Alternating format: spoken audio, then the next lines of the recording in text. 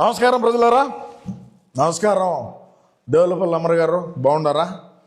సరే, దేవులపల్లి అమర గారికి నేను ఈ వీడియోని అంకితం చేద్దామని అనుకుంటా ఉన్నా. ఎందుకంటే ప్రజలారా, మా నాన్న ముఖ్యమంత్రిగా ఉన్నప్పుడు మరి ఏ విధంగా ఆయన్ను చూసుకున్నాడు అన్న, మరి అదే విధంగా చూసుకుంటే ఈరోజు మా నాన్న ప్రధాన ప్రతిపక్ష హోదా కూడా లేకుండా ఇబ్బంది పడేటువంటి రోజుల్లో మరి మనం ఏమి మాట్లాడినా ఎర్రి పుష్పాలైపోతున్నటువంటి రోజుల్లో మరి ఈయన హైదరాబాద్ ప్రెస్ క్లబ్లో కూర్చొని గ్లాసులు కడుక్కుంటా ఉండటం ఎంతవరకు ఇది సమంజసంగా ఉన్నది? సమంజసమా ఏంటి? అదే పెద్ద పెద్ద మాటలు మనకెందుకులే, కానీ ఇది ఏం బాగా లేదు అనేది నా అభిప్రాయం. మీ అభిప్రాయాన్ని కామెంట్ రూపంలో తెలియజేయండి. ఇకపోతే దేవులపల్లి అమర్ అనేటువంటి వ్యక్తి మన సాక్షి ఛానల్కు, మన సాక్షి పేపర్కు ఏ విధంగా పనిచేసినాడు, ఏ విధంగా ఆయన సేవలను అందిస్తూ ఉన్నాడు గతంలో అనేది గుర్తించి మన జగనన్న తెలంగాణ ప్రాంతానికి చెందినటువంటి వ్యక్తి అయినా ఆయన్ను మరి కరీంనగర్ అయింది, మళ్ళీ తెలంగాణ ప్రాంతం అంటే ఓయమ్మ ఏడాడ అనుకుంటారేమో.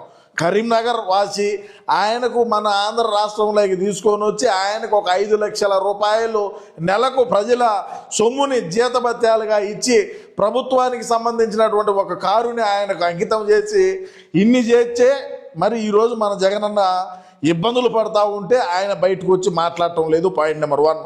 పాయింట్ నెంబర్ 2, చంద్రబాబు నాయుడు గారిని అక్రమంగా అరెస్ట్ చేసినప్పుడు పొన్నవోలు సుధాకర్ రెడ్డి ఈయన కూర్చొని బ్రహ్మాండమైనటువంటి ప్రెస్ మీట్లు పెట్టారు. ఆ రోజుల్లో అన్న బాగా ప్రశంసలు కూడా అందించినాడు. ఈరోజు దేనికి చెప్తున్నాను, దేనికి ఇతని గురించి దేవులపల్లి అమర్ గురించి మాట్లాడాల్సి వచ్చిందంటే అన్న ఆగ్రహానికి గురవుతాడేమో త్వరలో అని నాకు అనిపిస్తూ ఉన్నది. నేను అందుకే ముందుగా ఆయనకు విన్నవించుకుంటా ఉన్నా, రావాలని నీ సేవలని. పోతే గతంలో అమరావతి రాజధాని గురించి ఏ విధమైనటువంటి వ్యాఖ్యలు చేసినాడు? 3 రాజధానుల నినాదం తీసుకొని వచ్చిన తర్వాత 3 ప్రాంతాలని కలిపి ఈయన ఏ విధమైనటువంటి ప్రత్యేక కథనాలను అందించినాడు, ప్రత్యేక కథనాన్ని రాసినాడు అనేది నేను ఒకసారి గుర్తు చేస్తా. మరి మావిగన్ గురించి దేనికి మాట్లాడలేకపోతున్నాడు? మావిగన్ గురించి దేనికి రాష్ట్ర ప్రజానికానికి వివరించలేకపోతున్నాడు? మావిగన్ యొక్క ప్రత్యేకతను దేనికి రాష్ట్ర ప్రజానికానికి తెలియజేయలేకపోతున్నాడు? అంటే ప్రజలు ఆ విధంగా రాజకీయ మెటలతో కొడతారనే, లేదన్నట్టుగా ఉంటే ఇంకేమన్నా వేరే ఉద్దేశమా, లేదంటే ఇంకేదన్నా చెప్పు. నీకు ఇప్పుడు ఆ జీవీడి కృష్ణమోహన్ ఉన్నాడు, అదేవిధంగా పూడి శ్రీహరి ఉన్నాడు. వాళ్ళకందరికీ వాళ్ళదే నువ్వు ఏసీ రూముల్లో కూర్చొని జీవీడి కృష్ణమోహన్ గారు నువ్వు పనిచేయించి పూడి శ్రీహరి నువ్వు కేసులు ఇచ్చి పూడి శ్రీహరి పాపం కేసులు పెట్టుకున్నాడు.